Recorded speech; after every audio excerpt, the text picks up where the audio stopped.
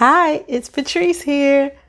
I looked in the refrigerator a moment ago and I saw this travesty.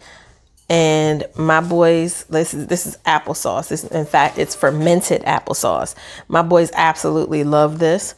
And so I tried to stay on top of it, but I'm not always good about it. And as you can see, like this is about as big as my face, and it's only two boys, but it doesn't matter apparently. So I'm going to make some more. And I thought I'd bring you along on the journey and show you how I do it. Okay, so first things first, apples. I usually do, if they're large apples, I'll do maybe 7 or so, but I think I have like 9 of them here and we'll just see, whatever. This is a different ingredient that I'm trying out. I've already skinned it. This is ginger. I thought about using this ginger that I get from Trader Joe's, but although I'm sure it would be good, I want this to be fermented. I don't want to have any kind of, this might have been overly processed in that it is, I don't know. I just don't know actually. Now it only has one ingredient, ginger powder, right? But I don't know for certain. And just because I don't know for certain, and I always have fresh ginger on hand, I'm going to use my fresh ginger. But I also have over here this bad boy. This is my ginger bug that I made on the 14th of August. And this is still going strong. I don't know if you can see if I do like this. Let me see.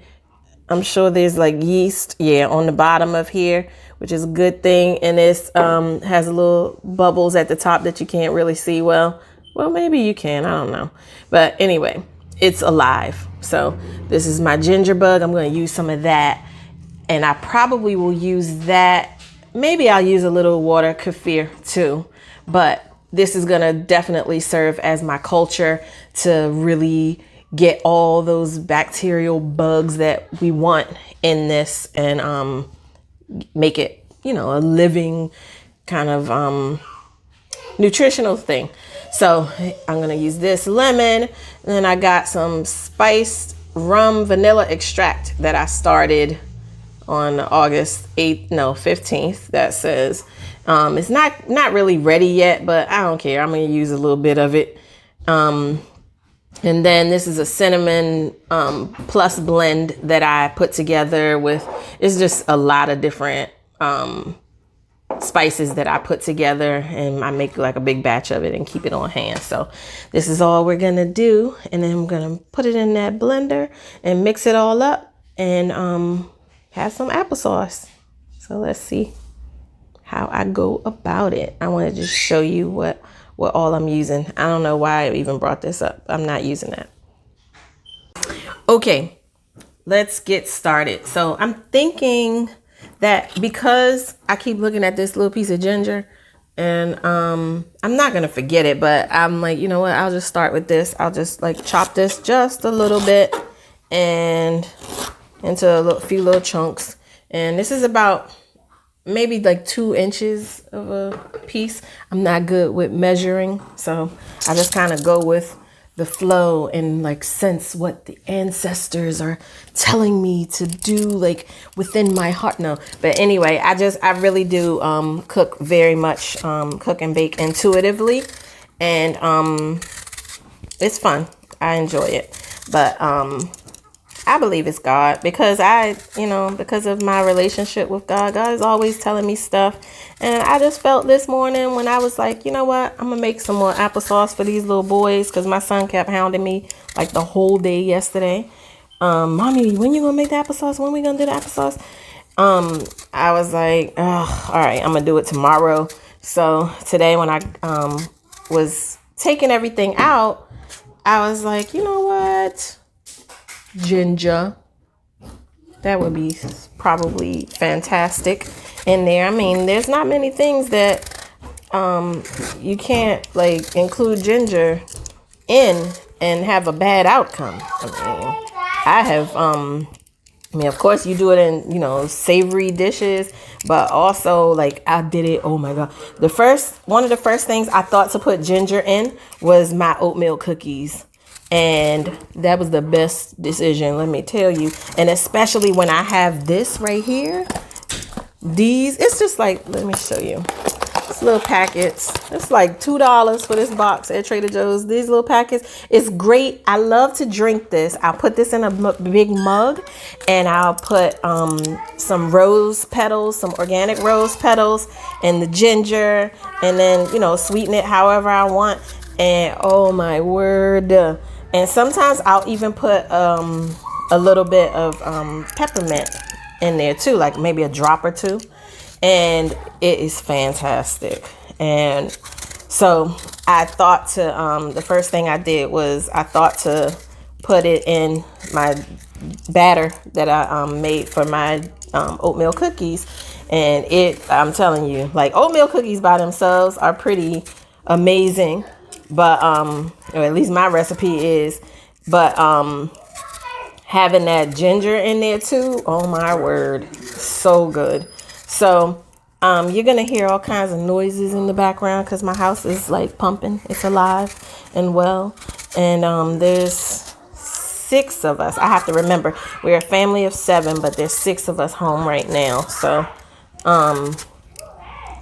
we're, you know, you'll hear screams from my boys here and there because they are just loud. And then my husband is on the phone, I think, having conference calls and stuff. So, you know, but anyway, one of the things that I really love about fermented foods is that you can really do what you want to tailor it to what you want it to be and how you want it to taste. And even with the fact that most fermented foods, can you give me the salt? It's okay. Even though the most fermented foods, my husband was like, when he realized I was recording. But thank you. When like most fermented foods, you do have to use salt. You can make it, you know, less salty if you want.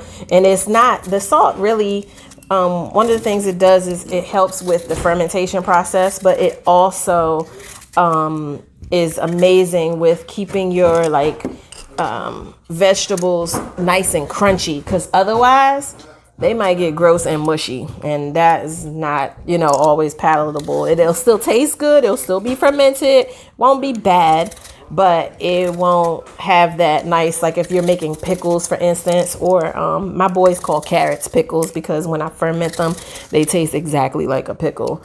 And so when I make their carrot pickles, they like a nice crunch to it, you know. And if you omit the salt, then you have to use some other kind of like culture to get the fermentation process going well.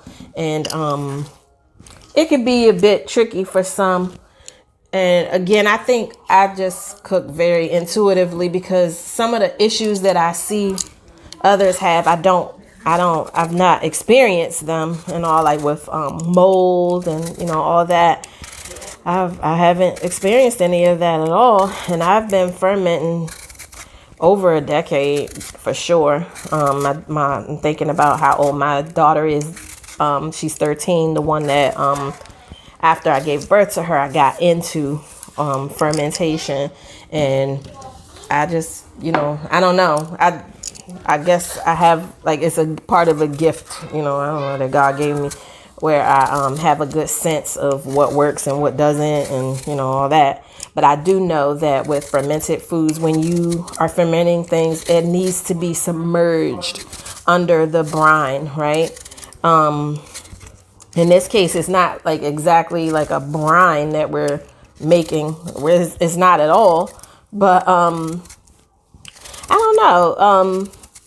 I just know how to do it, you know. So I'm like, I want to show other people. It's my greatest desire is to really teach people how to do this stuff for themselves, because it's not a lot. It's not like, you know, like I'm sitting at home cooking all day long. Like, I mean, sometimes I do, but that's because I actually like it and I want to do it. So that's, you know, a whole different thing. And then I go all off with like how some of this stuff I've even made, like some of the extra, the ingredients, you know, like I made the ginger bug, but frankly, that took me all of, as far as labor, maybe 2 minutes, maybe, because as long as it would take me to chop up a little ginger, pour a little sugar and water in there, that's it. Like, you know, like I'll use a little bit of this today, and I will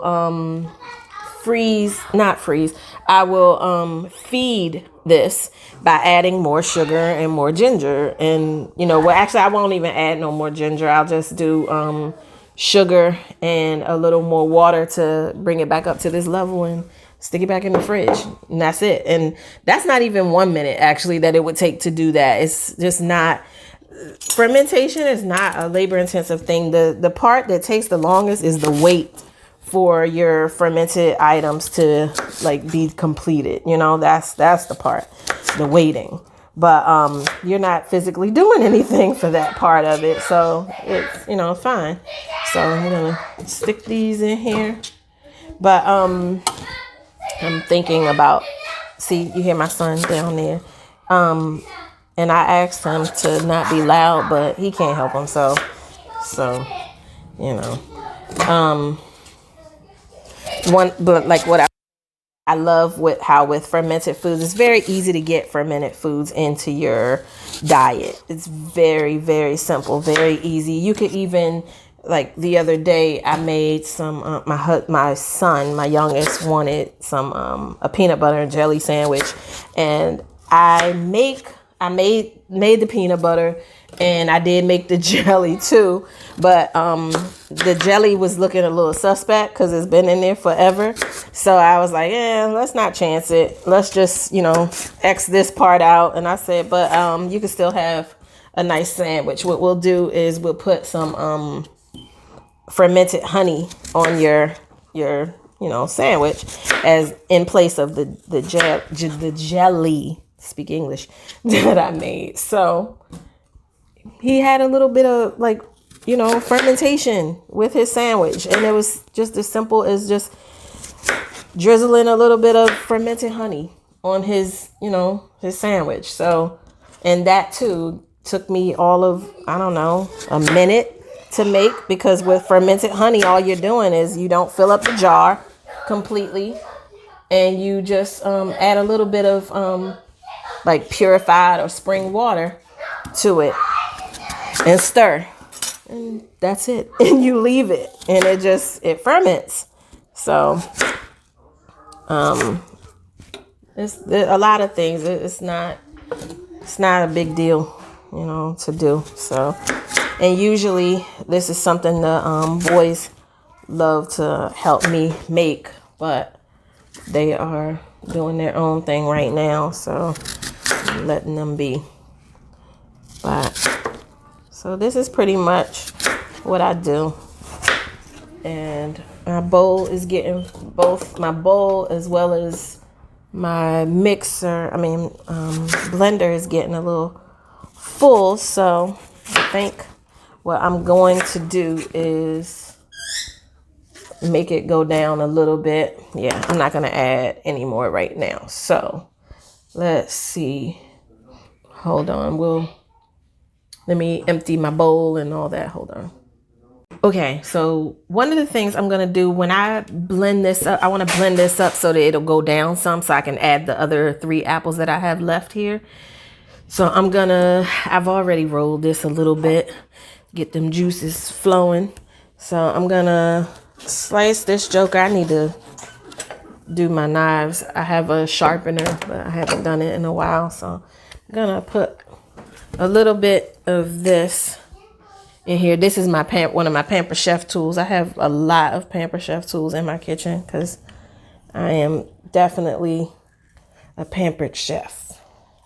I like to go the easy way with to make easy work out of all these little things.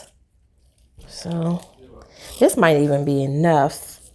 I might not even need the other half of this, and I'm not gonna do it all the way because my son is gonna want to eat the rest of this. He loves lemon, both of them. I do too, though.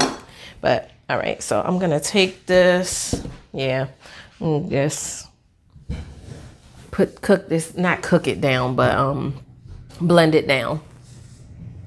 All right, so I've blended this down a little bit so that I could have more room to add the rest of these jokers.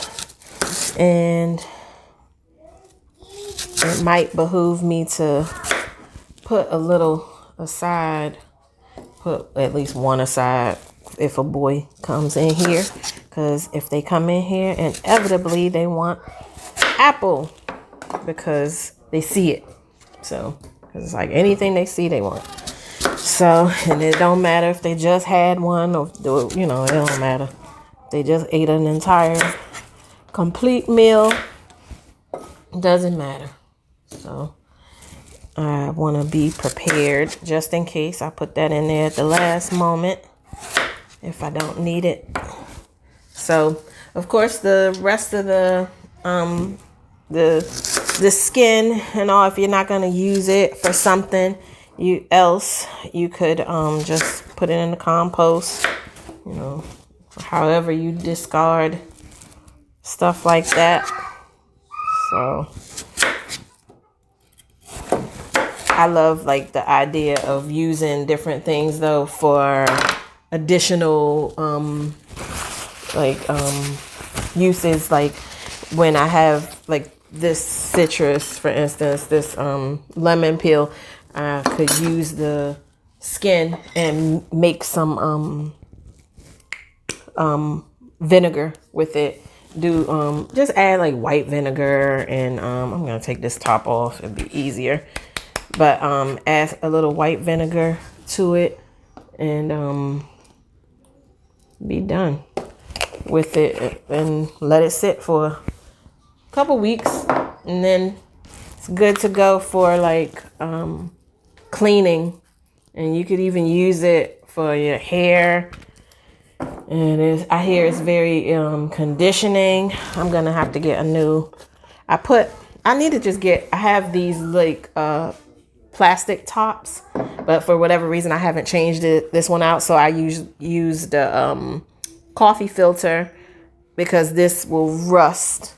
But I'm gonna get a new top, but not at this second. So, but for now, I'm gonna get a little bit. I'm not getting the whole, what is this, a quarter cup? I'm just using this. Oh, that's not even. Just put just a little and pour it in. I'm gonna pour a little bit more. It smells so nice. And this is again something else that I made myself, and I might even gift some of this to some friends. Oh, I said I was gonna change this top. I'll do that because I don't want to keep that on there. And this is my beloved ginger bug. I'm gonna use this what is this, chopstick to break up the yeast in the bottom here and like disperse it all, because I want all that goodness in my stuff. So I want to make sure to have all of that, you know. And so here's when I might make a little bit of a mess, because it just happens. Messes happen. I put that on the side there, and I'm gonna pour a little bit. Yeah, I hate that. It's like a little bit of a mess in the back that pours out. I'm like, you wasted my stuff. But it always happens. I don't know. No, you know what? Because I wanted to use this as my culture, I might want to use more. So I'm gonna dump this out here and do like this. And I'm gonna try to not spill, but it always does. All right. Okay, I did good that time. And a little bit of it that spilled right in that little measuring cup. So that's great. So this could act alone as my culture. This is about a little more than 1/8 of a cup in here I was looking at it myself. That's why I had it up so high. But this is a little more than 1/8 of a cup of ginger bug. And because the ginger bug is made with sugar, water, and ginger. It's a little bit sweet, even though the bacteria eats up the sugar. So I may not even want to add any kind of stevia or monk fruit to this, but we'll taste it and see. But in the meantime, I'm definitely going to get a little bit of this. This is my water kefir that I make and keep up with. I am going to get a 1/4 cup of this and put that in there. And I think I have added everything that was on this table.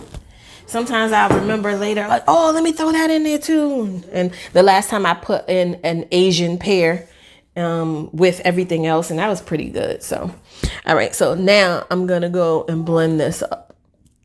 Okay. So now I have blended all of this up, and you see it's still kind of light in color because of the different things that I use. So I didn't use a whole lot of the cinnamon blend. I could use more if I want. This is like the beauty of it. You get to do what you want to do. I could add more salt if I wanted. I'm a big fan of having that balance. I don't like things too sweet. Nor do I want it to be like just absolutely bland. I love the balance of a nice savoriness to my sweet things. So with this I added different, you can't see it, with this I added different things, so it's more of your typical brown that you're accustomed to seeing with applesauce, but it doesn't necessarily always turn out that way. It just depends on what you use, and I'm always throwing something in at the last minute. Like the last time I used an Asian pear and 2 different types of apples, and I don't even remember what those types of apples are. You use whatever apples you like. These apples today, I have no idea what they were. They were a gift from my neighbor, so I just chucked them in. So because you can, even if it's a tart apple like a Granny Smith, you have the liberty of either keeping it that way because you love it, or you can add your favorite sweetener to it because you want it, sweeter. So the one sweetener I would probably stay away from is honey, unless the honey is fermented, because you don't want to mess with the fermentation process. And this jar, I'm not going to clean this out before I add more to it, because this still has a little bit in it and it has some fermentation goodness going on in there. So I don't want to anything to help the fermentation process along is great. And so now I'm gonna actually, Jonna, I'm gonna have Jonathan come. I'm gonna taste a little bit first. And oh, this doesn't need any kind of sweetener at all. Yeah, actually, I'm gonna give him another spoon. Here, taste this. Joshua, would you like to come and taste some? You want to taste the applesauce? Oh. He didn't even eat all that was on his spoon. Here, come and taste this. I like to have them taste it because, it's theirs. So I want them to like it, So how is it good? All right. So, okay. All right. See, look what he wants, the lemon, and here's a piece of apple for you. So you guys go on. Okay, good. Give him a little bit of that, and let me continue on. So I don't need to add any sweeteners at all. I would have added a little bit of this better stevia, but it doesn't need it at all. So because, like I said, I use the water kefir and the my ginger bug. Both of those are fermentation beverages. So the ginger bug I use to make like sodas and stuff. So okay, you guys go ahead, because I want to be able to people to be able to hear me. So you need that lemon. Okay. So I want as much help with the fermentation process as possible. So I put in both, and I just wanted a little extra ginger flavor, because ginger is just really good, and it's good with that in there. So now I'm gonna just go ahead and pour this in here. I think this is gonna be easily a new favorite for us because of the addition of the ginger. So now I'm just gonna put this in here. Wow, and look at that. It was like I told you, I cook cook and bake intuitively, and stuff just works. Like it just works out, because this container is like absolutely perfect for look at that. And look at, it's all like, mishmash, but I might stir that up a little bit and get it all like mixed in, but it doesn't matter, because like I had intended to have them all commingled anyway. There's no segregation going on here, but so this is that's it. And if I could find the top, oh, here it is. I'm gonna just sit this, I'm gonna wipe this off. And this ferment, no, let me just be proper, do it the right way. What I usually do is I have little masking tape that I write what it is, the date that I made it. Sometimes I'll even put the date that I want to go ahead and put it in the fridge if it's something that would be refrigerated after the fermentation process. And but with this, because I only leave it like a day, it's like, why bother, because I know what it is. And but it is good practice to always label your fermentation, because sometimes it could get really like crazy where you're like, what is that? I don't even know. Or not even so much what is it. That's more so with herbs, honestly, where I get confused and don't always know. I'm like, wait a minute, what did I blend here? Because I'll do herbal blends. He's getting the other half of the lemon. But I like to just label it, and the date is the biggest issue a lot of the time, because it's like, okay, I know that's applesauce, but when did I make it, so that I can know when to like just put it in the fridge, whatever. So I'm gonna leave this out. It's about a good maybe close to 70 degrees in here. So I think a day, like 24 hours is fine. If it was a little cooler, I would maybe do 2 days, and I might do 2 days. It just depends. So 1 or 2 days, and this is done, because this is fruit, the fermentation, and you will see like I already see some of the bubbles because of the other ferments that are in there helping it along. It's eating up the sugar in the fruit, because we didn't add any sugar, but the sugar that's in the fruit, naturally it'll eat some of that up and give us more bacteria and all that's like helpful, and probiotic and all that, and help us to gain some more good gut flora. And it will if I leave it for too long, it can turn like alcoholic in nature, and not like, you're going to get like pissy drunk, whatever. But fruits do turn alcoholic quickly, So like if it were hot in here, if it was like 80 degrees or something like that, I might, right now it's about 1 almost 2 p.m. I might check at night before I go to bed and go ahead and just stick it in the fridge. But it's not so warm in here. It might be maybe 72. I don't know.